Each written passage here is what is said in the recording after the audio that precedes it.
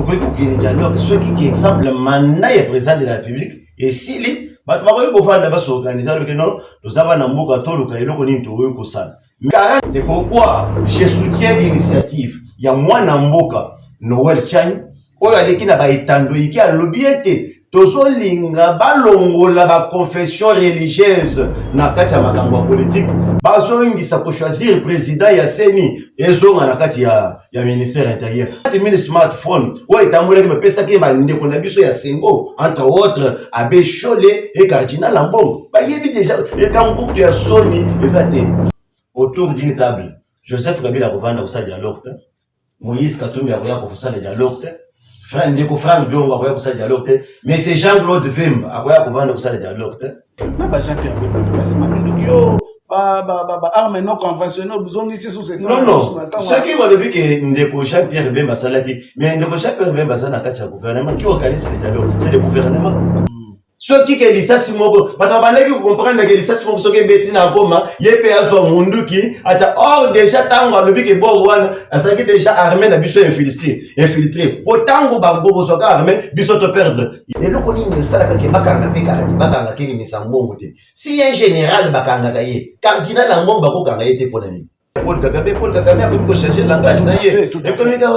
Sanction, c'est foolish. La folie. On comprendre que ça déjà maloba moko ya position ya faiblesse. Dialogue sengeli et ça les mêmes bateaux à bouma quitté. Or responsable ya M23 na FCC Corneille Nang et Joseph Kabila. Va participer à ça l'année. Problème la biche ça na cardinal Ambongo na Abechol na Fulgence Mouté. Donc ceux qui veulent la casquette ya pour la basutan beaucoup na monde politique to bête na ba mission non conventionnel. Parce qu'on acquise de Grâce Bilolo, on a détournement à près de 1 million de dollars. La casquette politique et détournement, il y a 1 million et pas gouverneur. Les OPZ. Bonjour, chers abonnés, chers internautes. Nous sommes aujourd'hui, Libakou Yakolanda, émission plateau spécial. Yamokolalelo, plateau spécial, il y a mon émission. Il y a chaîne Abino Maïra TV, Autochak à votre disposition. Et dans l'émission, on va invité moko ye nabiso toujours attend il y a comme un peu qu'on parcourir la fait d'actualité ou les autres des faits chroniques dans mboka nabiso République démocratique du Congo. Alors pour mon kolalelo toujours libaku ya koyamba moko ya ba acteur politique na kati ya mboka ya Mwanda na yende to passer un peu temps na espace soit na tranche d'émission ya lelo. Tokoloba mo ba sujet avec ba sujet au Tokolobela d'abord premièrement par rapport à Maramba dialogue au tozo et baba tunyon sur bazolobela mo tokoloba pe makanisi ya invité na biso sur Maramba dialogue Tokolobela makambo ezoleka na Congo central concernant dossier il y a gouverneur Grâce Bilolo tokomeka pe ko solula na yango tokomeka pe koloba sur 44e anniversaire, il y a parti de IDPS Tshisekedi, enfin Tokolobela, sur situation sécuritaire dans le territoire Yamwanda. Alors, sans plus tarder, Toko Baluka, Nangambu, il a invité Nabiso, afin qu'il ait cette opportunité, possibilité à se présenter, pour que les internautes n'a pas abonné Nabiso, n'y soit au Wazola Nabiso, il s'agit de qui, Toko partager dans les tranches d'animation. De co-invité Mbotenayo. Mbote mwana mboka Frank Muke na mbote na ba landi nyonso to baso landa biso en direct ya Mailrad TV na ba oyo nyonso to basepelaka na ba émission bazo soutenir émission ezala na Congo et ezala wapi partout au monde mbote na bino. Merci beaucoup Ndeko. Est-ce que ngana yebi kombo mais pona ba bazo landa pour la première fois baki koyeba baza face ya nani aza nani afin que ba ye ba commerce que baki kolanda ye na boki binyos. Et ça oyo bino Ndeko oyo babengaka na kombo ya Jean-Louis Musuba aza mwana Mwanda aza acteur politique na mboka na biso ya territoire ya Mwanda. OK, merci beaucoup Ndeko Jean-Louis d'entrée de chez nayebi ki aux acteurs politiques mais aux AP membres na parti munene o babengi IDPS Tshisekedi. Au moment où nous parlons vous avez fêté 44e anniversaire na bino tout le monde qui bo sala ki activité minene na territoire ya Mwanda d'entrée de jeu. Est-ce que tokoki koyeba makanisi na yo par rapport d'abord ya 44e anniversaire ya IDPS eza nini, et puis par rapport ya activité monene oyo bon organiser qui awa na IDPS Fédération de Mwanda? Effectivement, problème, il y a 44e anniversaire, et ça, il y a n'importe quel parti politique, et ça, parti, il y a Simayanda, parce que, na yebi que, ou limbi sanga pour la terre, maman, namboka, et les lois, ça n'a pas parti, mon souci, il y a Simaya pharmacie, parti politique, mon souci, Simaya CNZT, mais parti politique, où ngaï, na zolo, ben, ça, les 44e anniversaire, nango, et ça, IDPS, qui s'est dit. C'est pourquoi, biso et Sengeli, tu comprendre que IDPS, il y a eu une période où le président à l'époque Mobutu abandaki kopekisa même na Congo na biso mutola ta cravate te. Mais tout le monde qui a ba parti politique mon côté a dit ko tombola ta musapi ou bien leader mon côté tombola musapi à lobela mon président Mobutu à l'époque non. Mais c'était papa Étienne Tshisekedi, yende muto azwa ki pouvoir, azui capacité ya ko affronter président Joseph Mobutu. Yango moni IDPS banda création na ti depuis 1982 si lelo IDPS a fêté 44e anniversaire. Ce n'est pas donné à n'importe qui. C'est pourquoi même na Mwanda awa depuis que Mwanda et Mwanda la tika la pour Mwanda te ba événement en grande envergure ou salami de reniement awa na kati ya Mwanda les 15 ça la mona ngo salimité. C'est ce qui montre que okoki kotika bateke basakana na kwanga na bango, mais côté politique penati que la IDPS parce que politique IDPS a yekola politique depuis ndako. IDPS a yebi politique ti avant même accéder dans le pouvoir aujourd'hui. IDPS a déjà na plan lolenge nini aboyi ko diriger mboka ya République démocratique du Congo. C'est pourquoi yango moni ba na ba combattant nyonso basangana ki il y a eu des invités des hôtes des marques au bayaki. Parce que dans l'IDPS, problème, il y a autorité morale, l'IDPS, c'était parti démocratique. Tout le monde s'exprime, tout le monde exprime aussi ses ras-le-bol, ceux qui ras-le-bol les alliés, combattant, je crois que l'événement, monarchie, combattant, fâché, poser acte sur terrain, c'est ce qui montre quand même qu'il y a la démocratie au sein de l'IDPS. C'est pourquoi moi, dans la partie politique, nous soutenons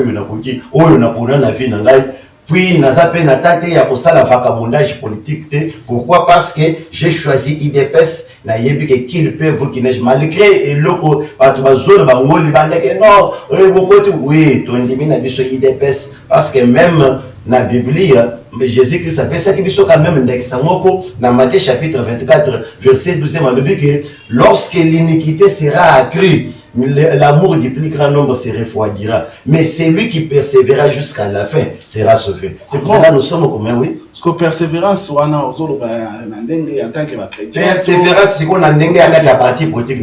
C'est que l'homme peut empêcher que n'a ou bien parce que il dépasse ça. Non, non, c'est toujours mon parti. N'a pas respecté Yango, n'a pas dit qu'à la fin Yango moni de participer à un événement ou à un qui historique. Parce que ba parti musu ana ba historique te tout à fait au moins pe ba musu ba vandika bo bazaki na CNCT auto ça la parti côté ba pesika Congo sans signification mais biso tout ça na Congo na signification yango moni drapeau na biso saka na ba symbole soko ko to na biso to ko la kisayo ba signification ya ba symbole nyo surtout oyo et ça na kati ya drapeau ya IDPS. OK, merci beaucoup. Donc on retient que IDPS Fédération Mwanda a fait taki 44e anniversaire na ningatika nanu ko pour fêter en côté, en tout cas coup de chapeau na bino ba combattant IDPS et puis la fédération Mobimba ya IDPS awa na Mwanda. Alors sans plus tarder, le Jean-Louis to kota na sujet na biso ya dialogue oyo tozo yoka awa lelo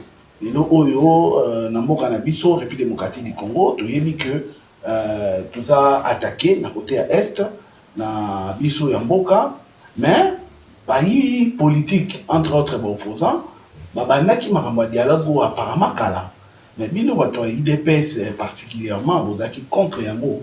Est-ce que tokoyeba nini changer oyo esali ki lelo oyo bino bondima dialogue alors que liboso bwande kondima mote de Jean-Louis? OK, merci beaucoup Papa Franck. Problème il y a dialogue lelo oyo ezotambola par-ci par-là ba provoquer ba créer un dialogue s'il y a des conflits dans les pays. Ou bien si les pays ne marchent pas très bien. mais tokoki kokende dialogue soki ki exemple mandat ya président de la république esili bato bakoki kovanda basorganize aloke non toza bana mboka toluka eloko nini tokoki kosala. Mais how touti na élection ya 2023 il y a un président qui a caragolé na élection ya 2023 oyo aza vraiment et massivement élu avec 73 quelques virgule comme ça. Maintenant les lots toujours le non token de dialogue pour token de kuluba ni dialogue pe na banani. C'est pour cela que na mitu ina parce que c'est que tout na ba question to yeba dialogue au permettre en parce que na connaissé moi quelques missiles non conventionnels. Parce que pourquoi? Parce que dans le monde, sur le terrain, dans le stade haut, ils ont la casquette, il y a un serviteur de Dieu, politique. C'est pourquoi je soutiens l'initiative. Il y a moi, Namboka, Noël Chan, où il y a l'équipe qui a l'obéité. Tozo linga balongo la confession religieuse na kati ya makambo politique. Bazongisa ko choisir président ya Seni ezo na kati ya ministère intérieur. Oui, moi je soutiens ça. Pourquoi? Parce que lelo bato lié baté ya parole. Va préparer épouse parce que mission ya église papa Franck et ça y a pour préparer épouse pour être dans la rencontre du Seigneur. Enlèvement. Oui. L'enlèvement, oui. Quand un docteur vient, il prépare l'épouse. Un pasteur vient, il prépare l'épouse. Quand un apôtre vient, quand un évangéliste vient, il prépare l'épouse. Mais aujourd'hui, tu comprendre que non, tu as qu'il y a dialogue, on a aussi ça, dette morale au Yubazanango. Bon. Oui, je vous comprends, ça c'est bien connu, ça c'est compris parce qu'il y a 40 000 smartphones. Oui, tu as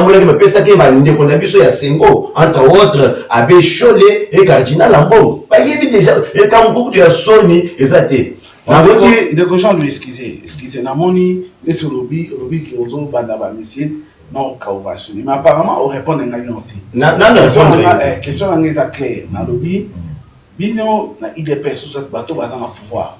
Liboso, vous étiez catégorique, que le dialogue est aux alatés. Mais, contre toute attente, c'est Monikaka, président de la République, Yemoko d'ailleurs, devant les diplomates, au Bazan, la République démocratique du Congo, lors il y a échange de vin à Bango, il a avoué que non, dialogue est aux alatés. Malgré qu'il y ait des limitations, alors il va participer na place nini kozala. Mais mutuna nangizana nini échanger parce qu'apparemment les bosso bolinga qui dialogue. Mais cette fois-ci, on limite dialogue. Attaque vous en ba condition mais nini échanger pour que bolongwa na bo ya dialogue, bo ya les logo di dialogue. OK, merci beaucoup. Na moi dans le toujours que IDP ça y va politique. Le président de la République actuelle a oublié la partie politique de masse ou il y a politique. C'était un langage politique. Rentrons d'abord pour comprendre que oui, il a accepté le dialogue. Mais avec quelles conditions? À titre exemplatif, tous une âme qui est non, dialogue et singeli d'abord et ça demande d'abord na Kinshasa. Tant que tout ça le dialogue na Kinshasa. Autour d'une table, Joseph Kabila a revendu ça le dialogue. Moïse Katumbi a revendu ça le dialogue. Frère Ndeko Frère Dion a revendu ça le dialogue. Mais c'est Jean-Claude Vem a revendu ça le dialogue. Pourquoi? Parce que si tant que notre salle a mona Kinshasa, nakati ya Kinshasa, toko sala dialogue na opposant Martin Fayoul. Oh, il y a toujours crise de sortie, crise de zana mboka. On va le dialogue ça ni. Si vous avez trouvé na mwana mboka deli c'est sang. Oh, président de la République depuis que mutunyo surtout à Simba makila ou bien bonga ba compassion. Moyen avant na dialogue bizate. Oh, ndeko deli c'est sang, il était un rebelle. C'est connu. Mais il a quand même par rapport à FCM 23T. Non, c'est ça la pose de Tokyo Jean-Louis. Na ba Jean-Pierre Bemba parce que Mindokyo armes non conventionnelles besoin de sous ces non ce qui va le dire que Ndeko Jean-Pierre Bemba Salaki mais Ndeko Jean-Pierre Bemba ça na kati ya gouvernement qui organise les dialogues c'est le gouvernement. Le gouvernement a bénéficié parce qu'il y a aussi à et puis c'est total la période où moi Namboka Jean-Pierre Bemba Salaki c'était dans la dictature. Mais quand on comprendre que nous sommes plus dans la dictature, nous avons devant nous un président de la République démocrate. C'est que la même personne a le même rôle et vous pardonnez. Mais Ndeko Deli c'est sanga, il y a mon pote vous pardonner le Nengeni na Boba qui bat. C'est que Joseph Kabila a battu ça le dialogue. Et ça dans le langage, au président de la République, on comprendre très bien. Mon temps où il y a des grands bosso et abattoir le baga, va te bien comprendre arrêter. Il y a un moment toujours un jour, il faut tout le temps faire la classe. Bon. Ah oui, il faut tout le temps faire la classe. Pourquoi? Parce que le langage, même temps, est compliqué. Dernièrement, j'ai trouvé un armée clochardisé. Mais, tu veux pas comprendre qu'il y a un côté. Affingi armée. Mais tant que général, il y a. Oui. Avant de vous expliquer maintenant le terme clochardisé. C'est pourquoi j'ai vite compris que le président de la République, il a un langage prophétique. Oui, parce que tant que ça n'a pas pour Congo, j'ai fait déboulonner le système Kabili. Pas toi comprendre qui les gens se disaient, en attendant, comment est-ce qu'il allait arriver à le faire? Kabila avait presque tout, il avait 65% de pouvoir. Oui. Lui, il n'avait que 35%. Il avait promis, mais apparemment, effectivement, il a déboulonné le système de Kabila. Il a déboulonné le système. Et puis, il y a le bac qui à la moindre escarmouche. Ceux qui ont dit ça, c'est mon beau. Vous comprenez que ça, c'est mon beau. Ceux qui ont dit ça, il y a des gens qui or déjà, tant que le bic est bon, ça qui déjà armé, la biche infiltré. Autant que vous soyez armé, biche te perdre. Il y a déjà qu'il devait entamer d'abord la voie diplomatique. Les notamment toujours une chose grave. Parce que le problème du président, il y a États-Unis n'est pas fan. Au bien, il y a un téléphone, il faut bien avoir un émissaire, il va commissaire. Mais le président, il y a l'Amérique, le but est non, mais ça dit quelque chose. Ça dit quelque chose. Donc, Jean-Louis, ceux qui ne comprennent bien, par rapport à un dialogue, au lobby qui est un langage politique. Donc, c'est comme si le président, aligné n'a pas au débat dialogue. Mais pour nous, ça peut être opposant et c'est que le dialogue endémique, mais à des conditions. Et que les conditions sont inscrites dans la source. Deuxièmement, tant que le président Lobi Makambo à la moindre escarmouche, les gens s'attendaient que Mokonzi a reconnu Naminduki. Donc, tant que le qui attaqué, tu comme à Kigali, les Aïki, à comme à Kigali diplomatiquement. Mais effectivement. Non militairement. Ah oui, attaquer Kigali d'une manière diplomatique. Parce que ce qui même à propos, il y a Paul Kagame a permis de changer le langage. Il a permis de sanction.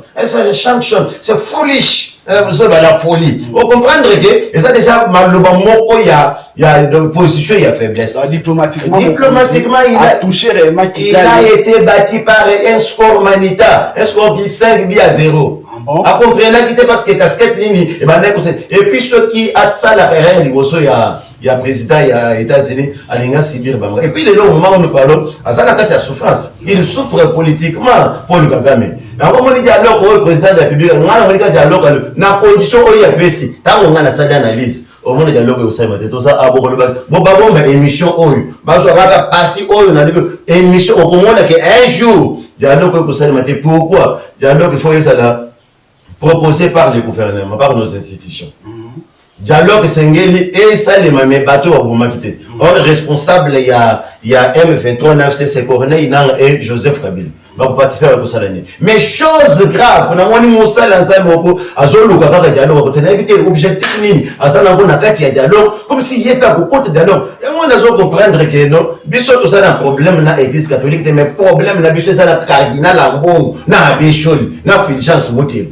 Donc ceux qui veulent la casquette il y a pour bon la basutan bon côté na mon côté to bête na ba miseli non conventionnel parce que boye et si matoto et puis dans ça combien de difficulté à bien cardinal en bon cardinal na difficulté oui na difficulté à bien cardinal mais c'est en bon pourquoi parce que ceux qui respectent kapena na ni temple na yi ate ba na ko bien cardinal on tient bien comment na pena ko mo isimbia depuis que yo le bagata mingi maintenant ko ni sikote ya ate et c'est maté ya malheureux ça là. Donc, ce que tu dois retenir par rapport au dialogue, de Jean-Louis, ma qualification est qu'il y a dialogue, il faut ça la mater. Et puis, deuxièmement, comme campé Kolobela, comportement, il y a AB, entre autres, Fulgence Motebo, Ambongo, na Cholet. Pour eux, baza na bon politicien en soutane, n'engaka Jean-Pierre Bemba Benga Kibango. Alors, pour Nayo, au sein de la Batika Makamouana, donc ceux qui vont se comporter comme des politiciens, comme ça, oui, effectivement, on a quelque chose. On a eu qui est pour Noël Chania Zolba. Noël Chania, lui, tant qu'on a préparé loi, il y a loi de père et de mère. il a été appelé par Cardinal Lambo. Tout à fait. Il a présenté le côté local dans sa catholique et Sengeli la qui ça y est. Mais dans quelques minutes, Mamoni déjà Stanislas Bouchakera a présenté que non, on a un endroit dans une république publiée. C'est quoi, il y a une salle. Tout le monde qui est ce qui a confirmé, ce qui est tapé.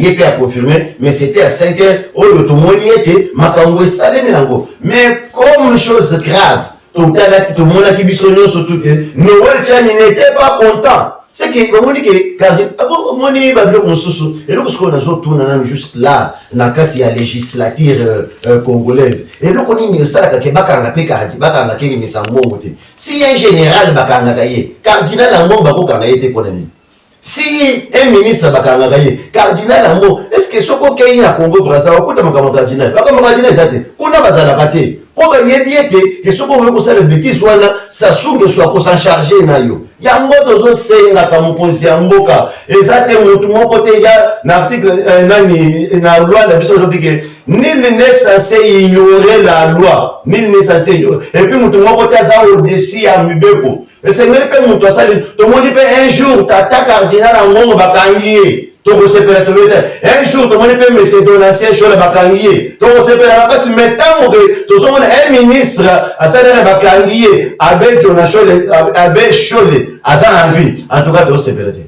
Biso la contenter jusqu'à ce que Batouana balongo la bangona makambu ya présidence ya nani ya Seni. Parce que ce qui bozo continuer kopona kaka mokonzi ya Seni na ba mokonzi ya Seni bozo na mokonzi ya Seni na kati ya nani ya ba confession était beaucoup moins na boyo ki samasoni bomoni abi maluma il a publié des résultats na kati ya avion ayebaki azaki contenté na moni nani ngoyimulunda zo kana radio ole na télévision nationale ole alobaki musomo mutasaka ina peuple bazo bake mutasaka na Joseph Kabila le loko ne na la outil na confession religieuse bomoni pour ne na yebana ki na rébellion mais à quoi on continuer pour le président ya Seni na kati ya confession religieuse ba kama politique et sur la politique ba ceux qui avaient chaud la dingi à côté de la politique alongola soutane na ye à côté de la casquette politique mais pour le problème il y a dialogue donc pour le dialogue ceux qui un gouvernement a validé deux bateau va unité trois tokosala dialogue na ba oyo bakulinga ete ba Rwanda nyonso to bazana kati ya mboka na biso oyo bazo agresser mboka na biso bazana na nous identifier parce que recensement esengeli kasa ekota na kati ya mboka na biso. Merci beaucoup de Jean lui na moni pena on s'est déchaîné, c'est comme si les gars dialogue ils ont dérangé Makassi. Merci beaucoup. Oui, ils ont dérangé vraiment. Merci beaucoup de Jean-Louis. Alors sans plus tarder tout le Mwasiko na RDC Mobimba, le dialogue. Revenons maintenant au Congo central où il y a province où Wapi au Vivakawana parce que vous avez dit que vous êtes Mwandé. Or Mwanda ils a parmi les 10 territoires où ils ont constitué province ya Congo central. Alors sur c'est un dossier Oyo, les lots Oyo ils a secret polichinelle. Alors les gens savent ce qui se passe. Donc du coup Grace Bilolo a été interpellé. D'abord premièrement tout le monde qui procureur à Sengaki dans Assemblée nationale, Assemblée provinciale va autoriser instruction Oyo Wapi Salamaki parce que au moment là pour rappeler que Assemblée provinciale Bazalaki na nini campagne plutôt na vacances parlementaires et il y a que c'est les bureaux qui s'étaient réunis et puis va voter qui va à l'unanimité va autoriser instruction. Alors au moment où nous parlons instruction ils ont avancé mais il y a une polémique polémique que d'autres personnes disent d'abord n'anga qui avant tout que d'abord musika au pesa non makanisi non parce que depuis dessus et bandi nanu to sonorité d'abord d'entrée des jeux pour nayo parce que on acquise de Grâce Bilolo on a détournement à près de 1 million de dollars. Alors quelle est d'abord votre analyse par rapport à dossier on a avant qu'il to kota siko na mozindo il y a dossier de l'instruction ce qui par exemple le procureur a Osenga autorisation à poursuite. Donc, perception d'entrée des jeux, sinon, ils ont merci beaucoup, moi, Namboka Franck Moukena. Je crois que nous avons une analyse sur deux casquettes. Casquette politique et casquette juridique. Okay. La casquette politique, détournement, il y a 1 million et pas gouverneur. Et ça, PCT. Et ça, PCT, parce que le gouverneur a quand même un mentor politique au nom de Didier Boudingou. Il ne peut pas manquer 1 million de dollars pour rembourser. C'est qu'il y a quelque chose qui se cache derrière. Là, c'est d'une manière politique. Maintenant, sur le plan des droits, le procureur a saisi déjà autorisation d'abord. Il y a qui va entendre parce que ça n'a autorisation il y a pour yokaye d'abord il y a instruction et pas ministère public et puis et ça peut na procédure où va conseiller sur pour introduire côté balongo la immunité naie en fait il va poursuivre. Non papa Jean-Louis c'est comme on attend mais si non la chose peut se décasser la lobby est à deux facettes la chose expliquer non la vérité parce que juste là le gouverneur ça a précisé innocent à ce jour na présomption d'innocence c'est que juste là dans le confirmer que ayibi ou bien détourné parce que il détourner les autres PC mais normalement les aga koyiba frère Patrice à l'acception que non moi dans cela ceux qui a joué à 10 000 francs ou ayibi mais ceux qui m'ont causé à détourner va dire que les a détournement ceux qui m'ont causé à ayibi parce que la fait encore la faire que ça détournement ceux qui ça qui m'ayibi bon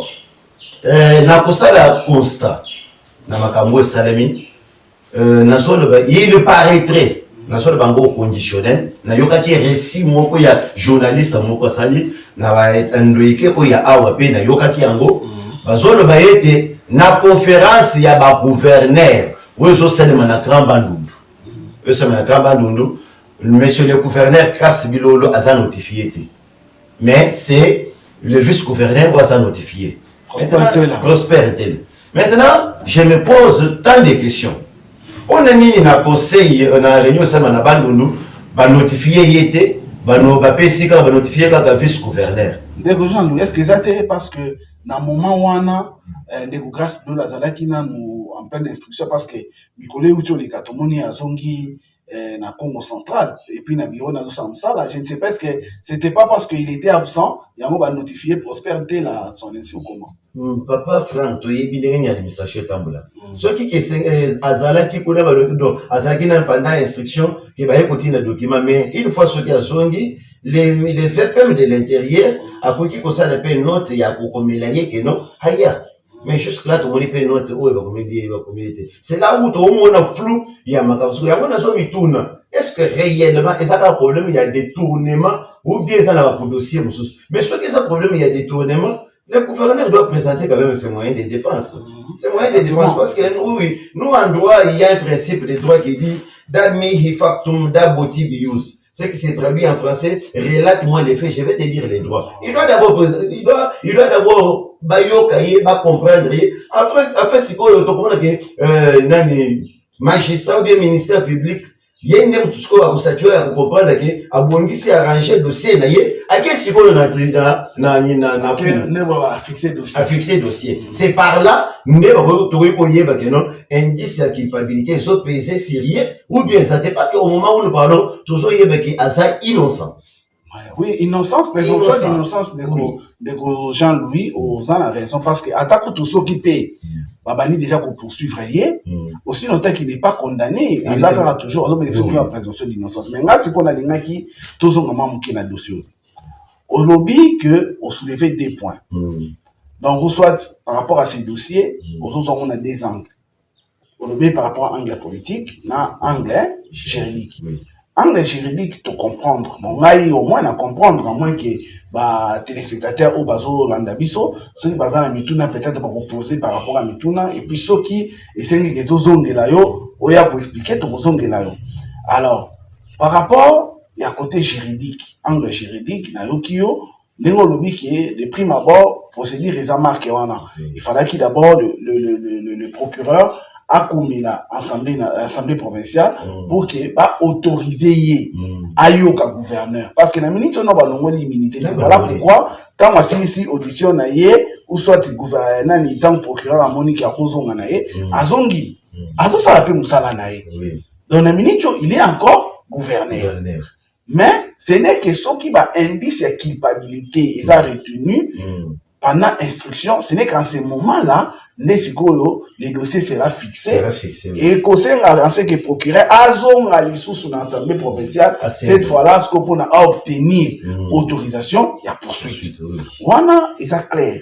De comprendre, malgré que, si moi, inquiétude mon corps, pour nous déjà, en tant que juriste, tout le monde déjà que c'est comme si le dossier qui est déjà, peut-être déjà c'est mêlé, il y a aucune poursuite, parce que, notifier Prosper Ntela qui est vice-président pour qu'à participer dans l'activité mounenne ou à conseil conférence de gouverneur, mais ça les montre déjà ils ont demandé c'est comme si dossier sont qui indépendant dans ma poursuite mais apparemment au lobby côté politique c'est comme si au fond les cas entre parenthèses moi pour refermer le plus vite possible dans mon lobby qui est le gouverneur, en principe, $1 million, ils ont manqué. Pour poursuivre. C'est comme s'il y a un dossier où ils en ont assez. Est-ce que tu as un dossier où ils en ont assez ou peut-être le gouverneur a la victime pour que Azala Lelo combattre combattre politiquement? Papa Franck, j'ai eu le temps. Il y a pour ça la recherche pour qui tapait à niveau Yamatani. Exactement. Pour qu'il y ait un hôtel Formosa, pour qu'il y ait un député au Vendée.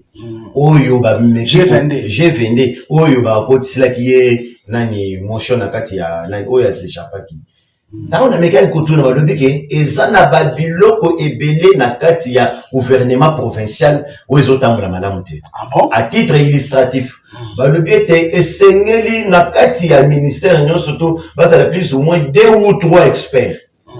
Mais ceux qui le loquent dans le ministère provincial, au concours de plus de 6 ou bien de 7 experts.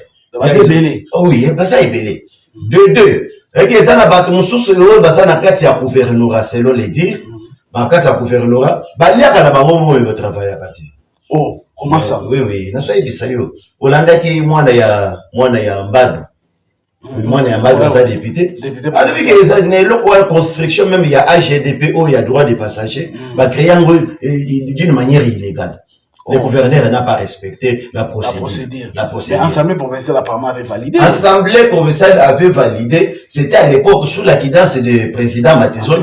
Ok, le président Matezolo, qui a une bonne collaboration na gouverneur. C'est pour cela que vous avez Vandaki.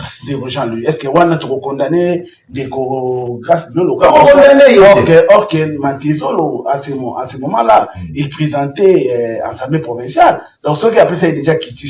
Donc, c'est que des grâce de la respecter qui procédure, papa. Il avait respecté la procédure. Maintenant, c'est que j'ai vite compris. De l'autre côté, la cas, il y a G22, c'est qu'il y a un problème où il y a insatisfaction, Pourquoi? Parce que je me suis posé des questions. Pour les gens se poser parce que l'écran de personnes parle quand même des idées qui font bouger les lignes. Mais tandis que les petits esprits parlent seulement des personnes.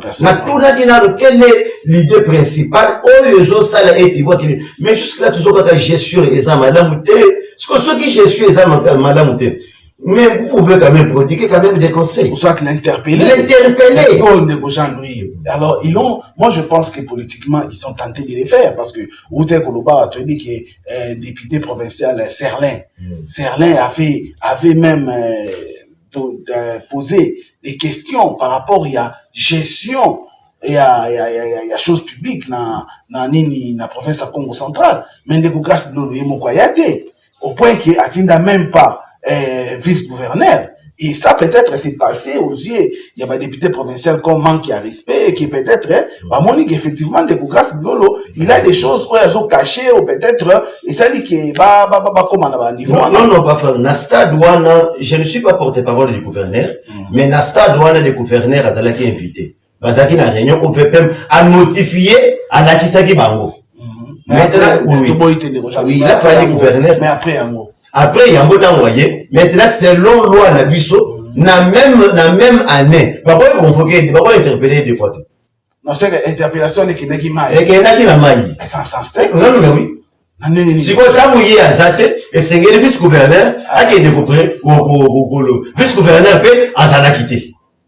Il devrait produire, il y a pas de déplacer qui, avec ça qui est fait. Né réseau, moi, je ne crois pas comme alibi, ou bien provoquer pour s'échapper, mais c'était officiellement gouverneur Azalaki notifié et pas VPM. Maintenant, le gens lui excusez, vous avez raison, vous avez maloba, mais tu quand on a relancé pour que les bébés aient bien, au PC, raison mon coboy, au lobby qui est une démocratie, lolo, Azalaki un déplacement, VPM Abenga qui est vice-gouverneur Azalaki empêché, mais tout tu comme on a mis collé où tu ya. Et où tu les cas awa. Tangu va instruire procureur PGR à Sengi Assemblée provinciale a autorisé l'instruction. Tangu bureau et Assemblée provinciale est notifié gouverneur par rapport à la présence, il y a réquisitoire moko na bureau na bango. Ba invité qui est pour que aya. Et ça la même qui va inviter qui par exemple les 27. Mais le gouverneur avait répondu en disant que les 27, je serai en déplacement dans Bino et ça la mal les 26. Ça prouvait que non, effectivement, le gouverneur voulait coopérer dans le dossier. Mais les gens, Louis, on se rendre compte que dans le dossier, apparemment, le gouverneur n'avait pas coopéré parce qu'il a eu raison. Mais par respect, il y a institution, Oyokutu. Et ça là qui est voté. Excusez-moi, et ça là qui a voté pour qu'il y ait comme un gouverneur, bah invité yo. La meilleure des choses allait être par respect. À comme manifeste que même l'être que je serai indisponible pendant tambouillé, na roya na tambouillé. C'est ce qui se passe même au niveau national de gens. Non, il n'a à qui n'a quitté pour nous coopérer. Par là, il faut aussi. Il n'a rien coopéré. Non, il a fallu aller les 26, tout le monde a qui a yaki. C'est une autre chose parce que les alaki qui va présenter par rapport au yo réquisitoire il y a procuré général. Mais au les alaki interpellation question aura avec débat. Oui. On reprend des choses différentes. Oh il y a niveau so il ne peut pas parce que ce qui a se présenté à Bonissa dans le et puis il a été notifié officiellement comme tous les gouverneurs. Là même le bureau de l'Assemblée provinciale mais pas créer moins disposition de cadre et si quitté comme si quoi c'est ça va interpeller le gouverneur deux fois n'a vu que n'a rentré par le matin à la 3e mois là ils peuvent encore le faire à mon avis qu'il y a encore calcul mais d'une manière politique d'une manière politique c'est un combat politique c'est le politique c'est un combat politique mais le coup là le gouverneur a appelé la poste politique bitumbazo mener na terrain et ça peut bitumba politique. Qui t'a lu maintenant, il y a Kobunda, vous voyez, la politique, c'est la stratégie. Félix Tshisekedi, comme président de la République, il a été traité de placebo, patin. C'était dans la casquette politique. Il a amené la Guillango. Mais au moment où nous parlons, est-ce que ça, nous pouvons faire le choix avec un placebo? Le gouverneur doit présenter ses moyens de défense à Kende, le coup a eu à Kende déjà. Cela ne suffira pas qu'il y parce que polémique est ça la carte. Oh non, et si le côté mon beau copain, mais le ministère public. Donc, il faut ce qu'on va fixer le dossier. En attendant, quand on va faire la enquête, Boti Kanan pour conduire le gouverneur en erreur, gouverneur à Bouni, ça peut y pas se préparer. Parfois parce que, nous non, il sait qu'il y a sous. On va passer l'effet immunité parlementaire. Ce que c'est préparé, à quoi il y a mon il y a un autre sénat à respecter procédure. Ce qui a mon problème est ça, à vous en aller facilement. Mais ce qui est problème est ça, à vous dire à la puna. Nous n'avons pas de problème. Mais si la casquette, il y a droit, gouverneur à respecter procédure. Même par KP, à respecter procédure. Mais ça, mais avant que tu commandes un droit, ma caméra qui l'a d'abord, on a pas ensemble. Et puis, juste là, mais tous autres, on a des questions. Les chefs venaient en question, parce que ça va dans l'hôtel. Qui finance l'hôtel? Papa, Jean-Louis, je crois que... Ça, c'est une question qu'on se pose. Qui finance l'hôtel, papa Franck? Tout à fait, la question. C'est une question qu'on se pose. La question, où toujours s'est posée. Oui, bon. On ne veut pas entrer, peut-être, là, à moins que ceux qui ont un élément, azo financer bango la tangi comme moi mon hôtel le biké chef venu ngapela toutes les questions juste là bazaka na hôtel for moi ça hôtel bien na kota na ngati kuna mais qui finance pour va vendre la place sur qui finance maintenant c'est oyo baza soki 18 oyo baza porto combien oyo kuna amo baso vendre pe si oyo baza na kambo c'est que assemblée provinciale na mito oyo baza divisé j'ai vendu na équipe oyo bazo linga gouverneur avec ce qu'on a zo tuna Fifi Masuka zo progresser bien na kati ya province na ye. So eloko nini sali ke ye asala na barangi na biloko boye. Nani wa? Fifi Masuka. Fifi Masuka sape na barangi. Te na bi ye azo bongisa mboka na ye très bien. Mais pour la nini ya rangi ya keono bazo longola ye ou bien ba action ezate point. Alors c'est qu'il faut dire grâce bilolo. Non, on a question na soto na bi te faute na ye. Parce que yo c'est une étude comparative parce que Fifi Masuka asa collègue na ye gouverneur. Là on a lobby, asa collègue na ye gouverneur. Oui. Mais Yekuna apparemment jusqu'à présent, asa na ba dossier marqué, on a tenu peut-être ceux qui peut mais on lobate que non Fifi Masuka asa peut avoir adversaire politique te ozo envier poste na ye. Oui, basali. Peut-être parce que quand jusqu'au jour d'aujourd'hui, bah une occasion te ya ko sala ainsi que bachaye pression pour que akuta na peut-être na même dossier mais ce que t'as problème à classe bilolo comment est-ce que akuki kokuta na dossier là d'autant plus que les autres le G22 mais tu yebi qu'il y a ça na G23 il y a ça na G23 c'est parce qu'il 23 députés provinciaux au babanda tambola nae mais ce qu'on t'a dit na kata G22 il y a beaucoup alors beaucoup de gens oyo bazalaki une opposition au baza contre na ba oyo même ba fotaki ye o ba balukeli ça prouve qu'il y a quel est l'intérêt de la population à ce que nos députés nos G22 bazo ça quel est l'intérêt de la population parce que tout ça tout le papa Franck ba réalité ça belé nous sommes des leaders d'opinion est-ce que y a que même dans G22 il y a aussi des députés je l'ai dit tout il y a des députés oyo bazana bande ko engagé par Kasvilo apesi bango opportunité ba engagé bango ezana bana msusa ba député ba travailler na kati ya gouvernorat mais je crois au moment où nous parlons sur le comité les lots oyo que non frustration ezali entre autres nous voyons le cas de l'honorable député que je cite très bien Billy Ntunga asalika à côté fait pour nini et fait déjà kolongwa kaka na poste na ye wana oyo yazalaki yango directement ça allait koto mais si on voit le problème on a intérêt ya population eza na kati moi pour nangai il faut bakuta tout autour d'une table ba vanda ba solola nous sommes mais dossier comme déjà la justice non pas les dossiers ya ko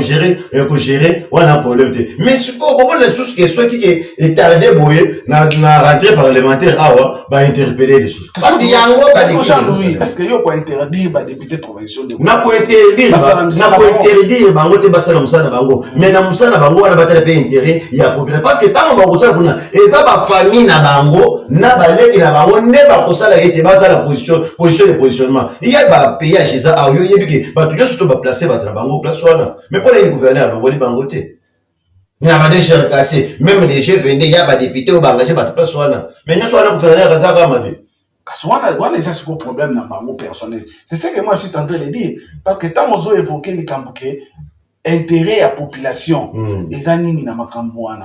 Mais cette question doit être posée de part et d'autre. Qu'est-ce que le gouverneur est en train de faire, lui, en tant que patron, il y a administration, ou soit il y a exécutif, au niveau de la province. Tout à l'heure, là où tu es en Fifi Masuka, les gens, oui, nous sommes en train de voir ce que Fifi Masuka est en train de faire. Mais le Congo central, ce n'est pas n'importe quelle province. Mais pourquoi est-ce que le Congo central est en train de patauger? Au moment où nous parlons, les gens le disent tout haut. Tout ça, on a moins dans les gens, lui. De là, Oyo, il y a Robank. Il y a Robank. Depuis Banda, depuis Guiban.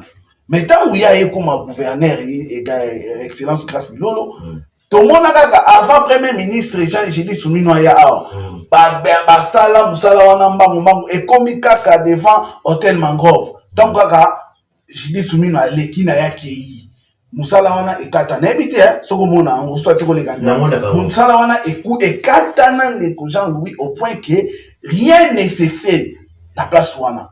Si vous avez un peu de temps, c'est que le gouverneur est en train de faire, ils ont pour l'intérêt à la population. Pas Franck, en dehors de Yanzela, mais grâce à Bilolo, quand même, je ne suis pas porte-parole du gouverneur. Grâce à Bilolo, le lingue, il y a logique quand même, à toucher Banzela, à votre dessert agricole. Là, vous êtes d'accord avec moi? Non, on a bien monté. Moi, je suis informé. Parce que on a dit que abandaki musala na mwanda j'ai été reçu par les gouverneurs c'est faveur grâce à gouverneur grâce Bilo le courant est continué la chaîne et puis ba poto oyo basali courant non bakukura oyo bapoto oyo somba mipucha ko eza bakura bapoto ya Berengo. Et je suis je suis témoin oculaire. Nous avons été reçus par le gouverneur Nazanga mon côté. Ma fille qui me baza ba témoin ba ndemusu baza dans ce cas il y a déjà non mais ça pas problème à côté non non nazo défendre le gouverneur je suis au milieu nazo défendre on a tout dire que ça moi qui me mande on a qui me monter nazo peso sous stade lelo na G22 na G22 il y a un député ça le gouverneur ça la politique politicienne non nazo ça la politique politicienne il répondre na mutuna na biso tout ni que c'est simple nzela ya Robank tout ça na mwanda yozo excusez ndeko Jean-Louis yozo na mwanda tout une question ya mwanda mais ozo répondre makambo atela ozo répondre makambo ba place non biso tutuni par rapport à la question ya mwanda parce que on soulevait point moi excusez na lopé ça na parole on soulevait point par rapport ya nani ya intérêt à population ngala zawana OK naza place à intérêt à population na makambo nyonso bazo sala eza nini stade ya matai des intérêts à population na tuni question ya osali musala tout monitor avant premier ministre ya basali musala d'une façon ya mangu tolobi kaka en tout cas pena demo ezebele nzela oyo ezosila mais ntango kaka premier ministre aleki nzela esama esute eza biso moko te ndeko Jean-Louis otangi tiela c'est bien bon otangi stade Lumumba yo excusez otangi stade Lumumba mais tokende musika te awa kaka na bomba nzela esaiko ndenge moko kaka ndenge kaka basalaki awa kutu babandeki mais kuna na saiko ayaki basalaki na activité minene mais nzela wana esuki mais tout ça ndeko Jean-Louis mais est-ce que soki ma problème ezali bato bakoloba te pas franc tout ça nanu maka président de la République Félix Antoine Tshisekedi Tshilombo azokonstruire mboka te azokonstruire mboka mais problème il y a 10 millions ya mwanda pour le problème ya courant juste là et c'est le conseil alimentaire c'est que nous devons les critiquer seulement à un seul point. Non, ndeko Jean-Louis nous devons les critiquer seulement à un seul point. Non je voudrais dire ça vous mais ceux qui m'ont dit le problème c'est quoi dans groupe il y a G22 il y a un député qui était gouverneur à mon stade wana tikangoti lelo mais lelo ça na kati ya donneur de leçons. Ndeko Jean-Louis la question est ça simple c'est que on dit quand même que côté ya nzela ya Robank ndeko Grâce Bilolo asuka na nzela te nazo loboyi nazo répondre na boyi mieux vaut monto sali ata 1 que monto atika 0 parce que na yebi que na période ya atuma bwana uluki na tela ko mona ta ko infrastructure mon côté ndeko Jean parce que non nazo sala ozo sala ki politicien nazo sala et dans le but que na yebi que nazo répondre na politique nazo répondre pe na droit na répondre na droit ce qu'on a comme fond na politique oso boyendi na politique mais na ko pas mo sabi mo pas oso misene ngani na exprimer te o pesi biso que ozo répondre na question na biso te olobi que ngana tunyo question simple bon intérêt c'est là il y a Robank yo yebisanga kaka non nzela ya Robank omoni yoka yesanga esilaki nango parce que Grâce Bilolo asali musala bien olobi que esilité osoki na biso nzela esaliko esili et ça simple oui non esilité alors en dehors de cela asali na makambo susu asali koso kitika ka totala kaka banzela ni balete yango tozoloba biso toza awa tozolinga to mema information na population parce que ngamu tuna rejuger ote za ba population oyo azolanda yo ne azojuger makambo zoloba ngai nazala lokola neti na lotuna ba question oyo bango batunaka ozomona donc na contacti na dossier wana beaucoup plus parce que au soulever qui point il y a intérêt à population na makambo wana nyonso eza nini donc soki to kota na mozindo ndeko Jean-Louis tozomona population dans tout ce qu'on est en train de dire c'est comme si population zomona baotekela bango eka mopepe parce que okomona lelo oyo les gens qui sont pro Grâce Bilolo sont en train de vanter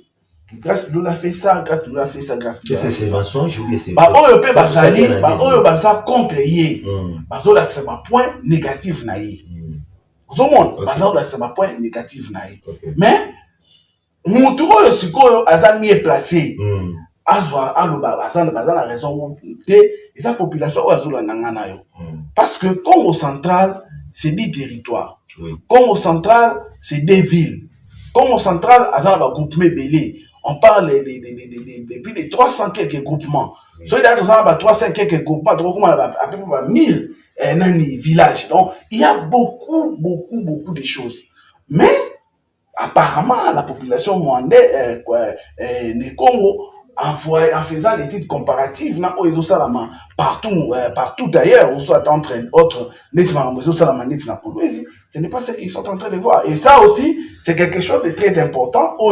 Il faut retenir que na bitumba politique, c'est vrai, parce que politique, politique, c'est un rapport de force. Na minute, les bitumba, que le meilleur gagne, nous sommes ni pour, ni contre ce qui s'est en train de passer, toujours payer sa chance. Grâce parce qu'il y a passé un moment très difficile, poste naïe ils a menacé, nous nous souhaitons bonne chance, mais malheureusement ils ont commis déjà dans ma boucle il y a justice, bonne chance na biso sécurité, mais commis peut-être ma preuve néo ya coupé c'est de justifier. Bon, et là peso la kisake loko la sana maboko ya ici ça va condamner yeka izate parce que tout comme maboko NDP bakoyi ko quitter parce que nous connaissons en droit il y a un principe de droit qui dit nemo auditur propriam turpitudinem nem allégeance qui veut dire la charge de la preuve incombe à celui qui allègue les faits. Donc le bango fondé, ils vont aussi brandir des preuves. Mais ceux qui azana ba preuve ou ils ont ça là que y a évité ou bien un rapport il y a chef bataille par rapport et concordé à Bosongo. Merci donc c'est pour ça nous sommes au milieu et là on peut société que ça non procédure ça la respecter mais gouverneur peut à qui répondre. Mais ceux qui veulent dire qu'il y a un problème, il sera justifié. Mais si on a un problème, à vous ça la condamner. Ok, merci beaucoup Jean-Louis. Tu as évoqué déjà des sujets. Gonga eza na télévision, gonga eza gonga, na monitor bleki déjà tant aux acquis prévus pour Nabiso. Mais cela ne nous empêche pas, tout le quand même sur l'insécurité à Namwanda, tout le monde Nicolo Namwanda awa baso présenter bakuluna ou bazo arrêter na été soki ndeko Richard Mboya ça na ma ba image bongo aki ko lakisa tango tozo loba to moni par exemple que depuis colonel Feli aye moi calme akalmi moko boykoti apparemment bitumba oyo batu ya société civile bazalaki na même yope bazalaki parmi batu oyo bazalaki concernant kosenga départ ya moko ba colonel oyo azalaki ou akendaki mais avec l'avènement ya ndeko le colonel Feli, nous sommes en train de voir quand même il y a un changement de Jean-Louis. Qu'est-ce qui est na secret il y a ndeko Feli ça ba stratégie ou comment? Qu'est-ce que vous pouvez dire vous en tant que leader d'opinion par rapport à la situation sécuritaire dans le monde comme quand même calme par rapport à ba jour et tous les cas. Papa Franck, pour le problème il y a sécurité aux autres là, boka na biso ya Mwanda esengeli population bazala inibateli. Pourquoi? Parce que nayebi ke tango problème yaki ya pona colonel Tabu. Bana Mwanda batelemaki, ba décider jusqu'au moment où nous parlons colonel Tabu n'est plus à Mwanda. Tango bana Mwanda batikali problème totikalaki na colonel Feli oyo bauti kucha. Monaki makambo ebandaki susu kaka bien kotambola te parce que naza le belayo babiloko oyo na facilité na tâche na oyo na simbi na mako na ngai. Délégation ya ministre intérieur Jacques Chaban et Yakina Mwanda. Nous avons été reçus par ses conseillers. Bayambaki biso, tout le monde peut bayambaki les nouveaux colonels. Mais il y a eu un mauvais rapport qui était parti que les colonels actuels, oh yazo konzambo kanabiso ya Mwanda, c'était un Rwandais. Un rapport Rwandais qui n'est pas madame administrateur de territoire ya Mwanda.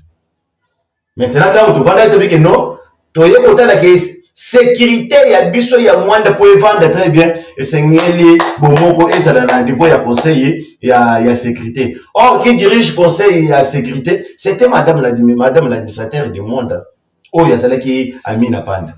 Hein, peuple va décider, population va décider. Avec que non, nous ne voulons pas encore que tout fanda na madame l'administrateur ndé on va décréter qui va filmer. Mais banda kaka séparation de bokana desiki na ba o bazo assurer na intérim na nouveau colonel qui mieux.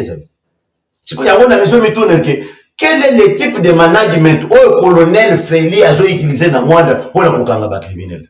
Est-ce que méthode où le colonel Taboye, le conseil de sécurité, où est-ce qu'il dirigeait à l'époque, Nata Wana, pas Maman Amine, comment est-ce qu'on détecte les bangote pour lui? Les autres ont un problème, il y a 9 criminels où Bakangi Bamona Minduki. Bakangi Bamona Minduki va détecter.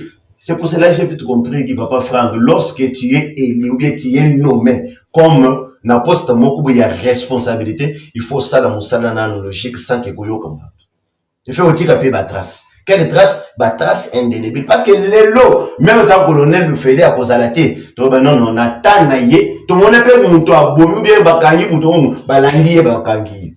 Il fait aussi qu'il y a trace. Il y a un moment où trace, mon inde de parce que les lots, même tant colonel le fait à cause à la tête, non, attend naïe, tout le monde peut monter à boum, bien bakangi. Mais pour nous, c'est un travail d'abord à remercier le nouveau colonel. Pourquoi? Parce que pour nous, c'est un travail d'abord à remercier le nouveau colonel. Pourquoi? Parce que mais pour nous, c'est un travail lorsque Zambé Azala Katia, le nouveau colonel. Pourquoi? Toujours le bosso. Mais Zambé Azala Katia, parce que le président de la République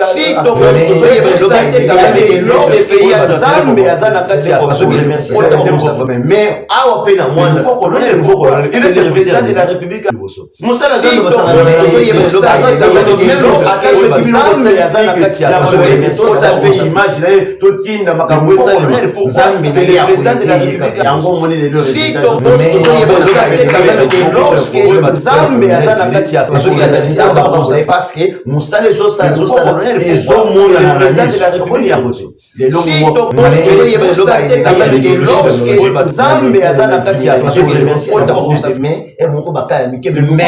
Pourquoi? Parce que le président de la République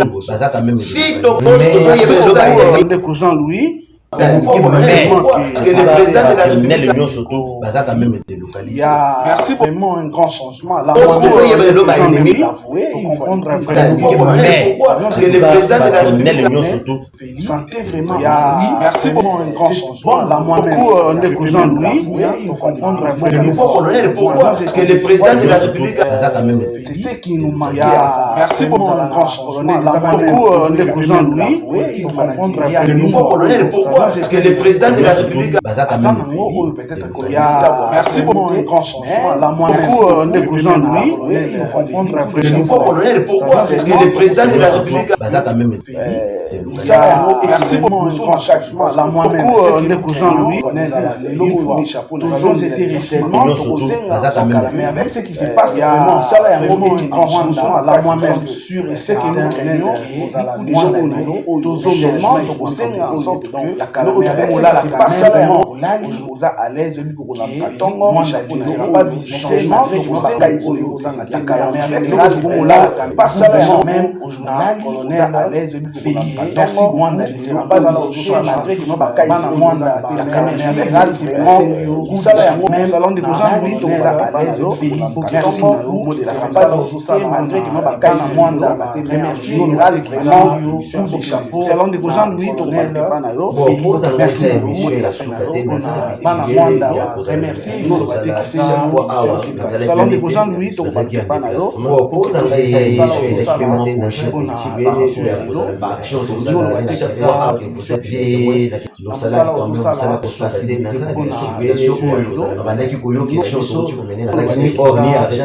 par rapport à la pour sensibiliser population à chaque fois par rapport à la population à chaque fois par rapport à on a récolté l'information, on a récolté la source avec à chaque fois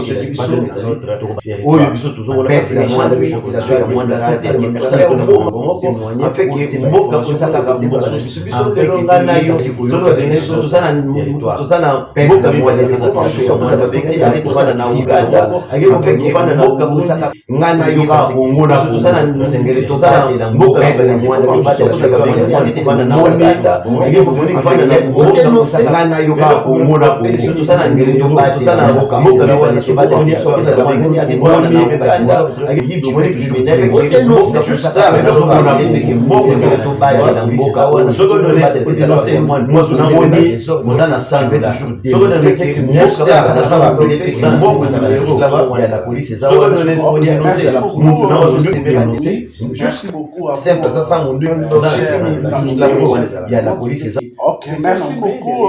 Merci beaucoup à vous.